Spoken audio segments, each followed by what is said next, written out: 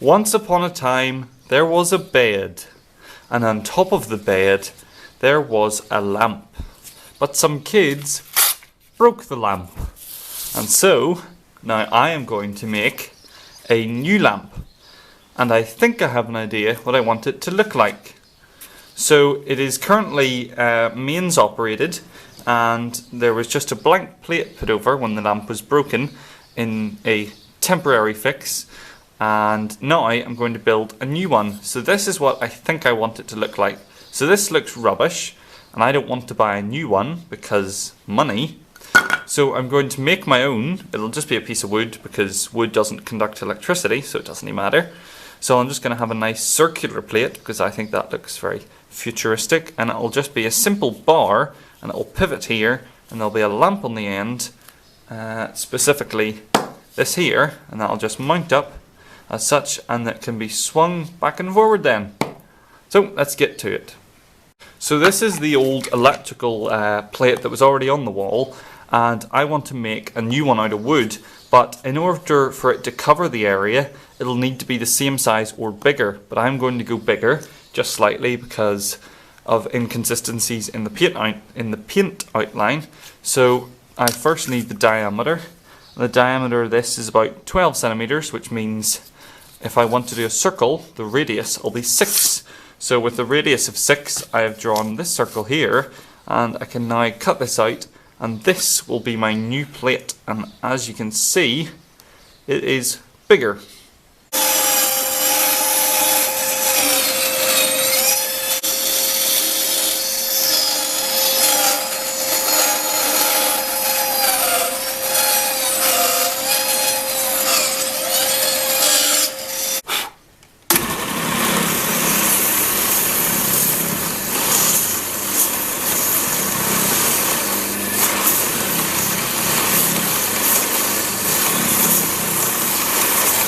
So now I've got the circle circled, I don't know, it's a circle, and I want to use these mounting holes, but to do that I want to get it as perfectly centered as possible.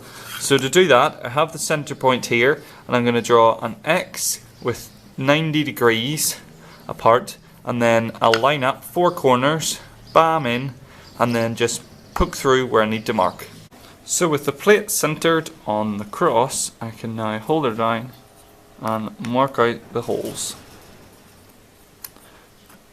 And there we go, that's where I need to drill my 2 holes.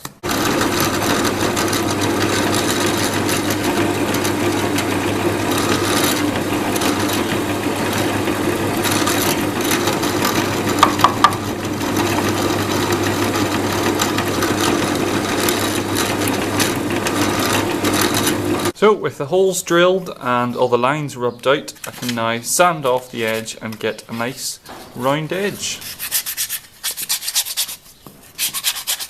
So this is essentially how the pivot is going to work. I'll have a C-shaped or U-shaped bracket as such, and the nail will just go straight through, and then this piece, so you'll lift up the nail, slide in this piece, push the nail in, and then this bit can just spin on the nail, and it will be held upright and downright by the C or U channel. So this is the bar I'm going to use, and it's a bit rough at the moment. It's nice and smooth on these 2 sides, but top and bottom still a bit rough. So I'll plane it down to bare wood and clean up the corners, make them nice and round, smooth to the touch, and that'll be the bar done basically. I'll just need to drill a hole for the pivot at the back and round a wee corner.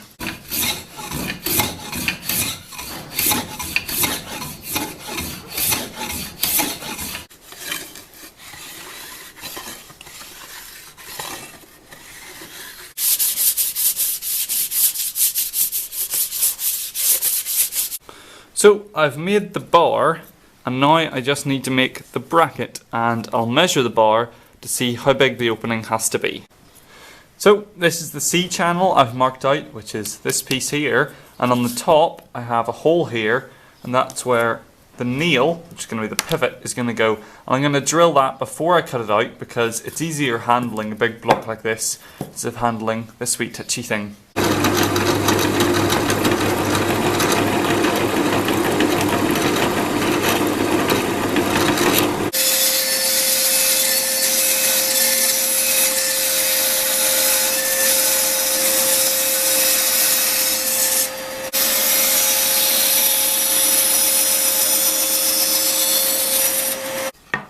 So the holster is pretty much done, it just needs sanded and 2 wee mounting holes to be drilled. But more importantly, it fits on and is able to swing nice and smoothly. So I'll centre the stick on here and I'll want it about that deep, or maybe a bit deeper, about there. That gives it full range of motion. And then I can just pop the nail through the pivot and whack down on it, and that will give me where to drill my hole.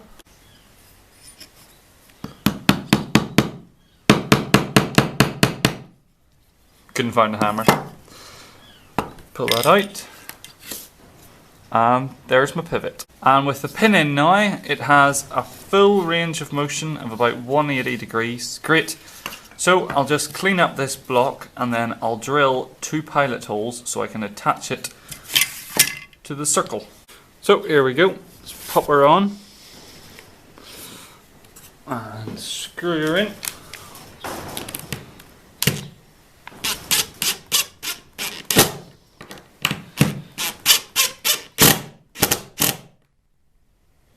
Bugger. Kind of screwed it into the table. The next thing to tackle is that this is the bar and this is the light fitting. Evidently, it doesn't fit. And also, of course, this isn't wireless, it has a wire. So, I've been thinking about it, and my idea is to put a plate, this is not the shape of it, but a plate on like this, and then have the light hang off, and then the lead, if it's sitting like this, then the lead can come up through the back and run along the side of the pole, and then away and out into the wall. So keep it in theme with the circles. I'm going to use my circle jiggy thing, and I'm going to draw a circle as such. So there's our circle, and I'm going to join the lines back straight as such. 1 and 2, and straight line.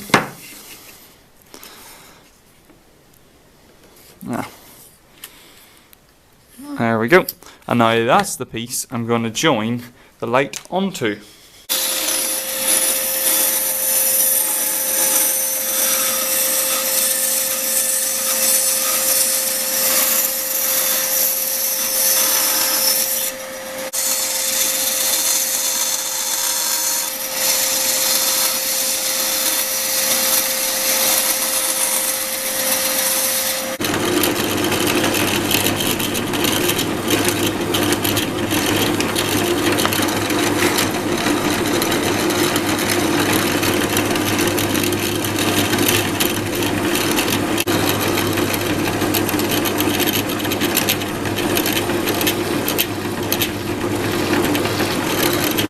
So all the holes are drilled, and I just need to attach this plate on top of this piece.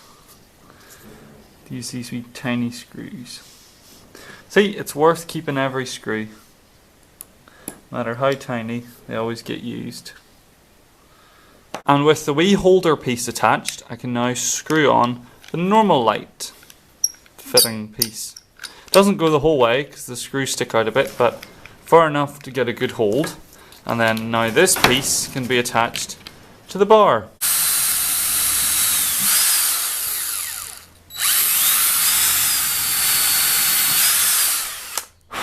So now we've got the wee attacher thingy, mabobby thingy attached. I can screw on the light fitting, and screw on the light fitting and put it on a light bulb, and that's basically it. Except the fact it needs a wire. So the wire will come out here, come through this hole and run along the beam whole way to the pivot. Then at the pivot it will run into this block, and I'm going to put up a wire through the side here, and it will run into the socket type thingy. So because this runs just straight into a power socket, into a socket type thing, there's no switch or anything on the socket, I am just going to have to use a wire that has a switch on it. So I have this from a lamp I took apart. So I'll wire it in at this end into the lamp. Then the switch will be along the beam as such, and then the other end will go into the wall. And it's all done the simplest wiring possible. So I just have to screw all these parts back together now. So see, that goes on like that, and that bit on there. So that screws on to there, that screws on to there, and the whole thing screws on to here. If I can get it on right. There we go. Got this wee bag of cable ties, I suppose you call them, because it ties the cable down, and I'm just gonna tie the cable down with them.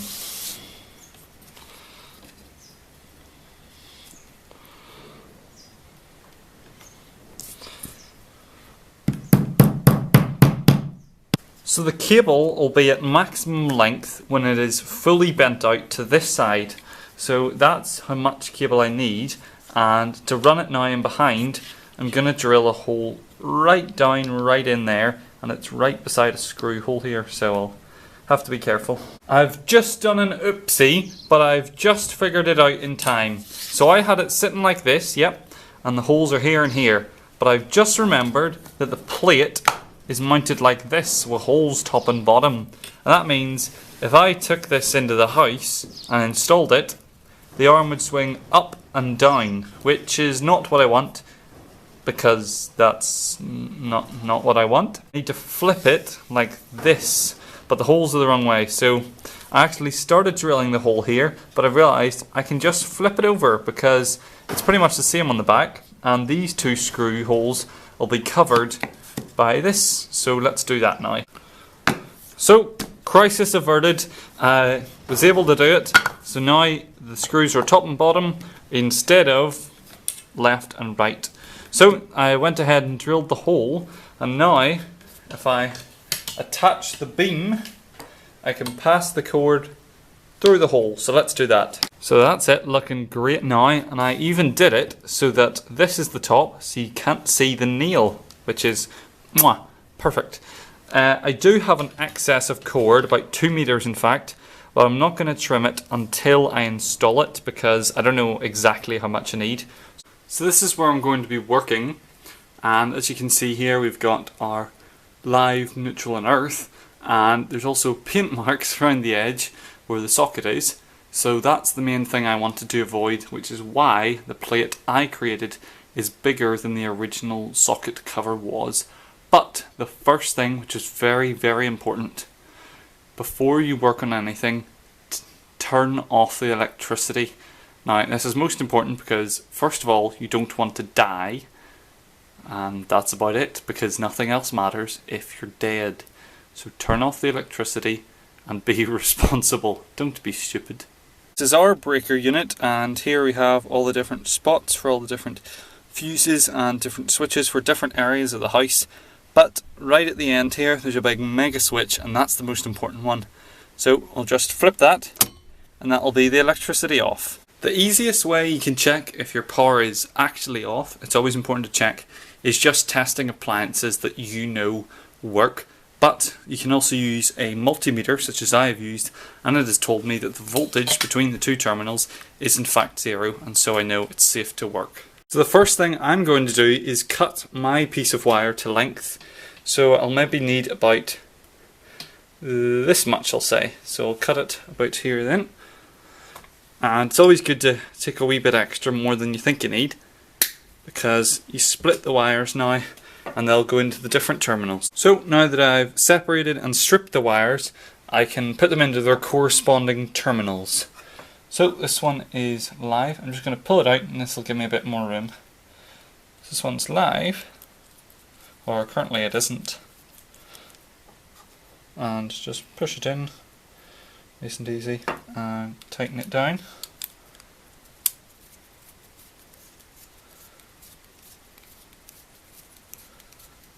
There we go. And give her a wee tug.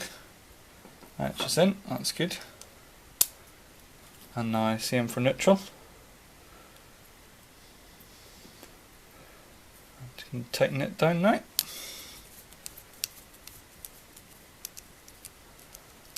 And give it a wee tug. And yep, we're alright. So now I can push it all back into the panel and put the screws on. Now this is always really fun, trying to line these up. So let's see, right about there, or have I missed it? I'm just going to turn this off because it is super hard and fiddly. So got her in, all tightened up, and wow, it's better than I could have hoped for. It's great. So it swings freely, can go either side. Pull you back a bit. Go either side, swing the full way around, swing around this side again. It just goes completely out of the way, and the plate I think looks really nice. So let's get a bulb in it and we can turn the electricity back on and test her. Right, big moment, let's see, does it work? Hey, it does, woohoo! So swing around this way, swing around this way, swing around that way again, and put it right out of the way. And off. Woohoo, all done. This has been a bright adventure, so thank you for following along. And if you want, you can swing into action and click subscribe or check out some other videos. I make other cool things, and I also restore things, and who knows what, just take a look if you want.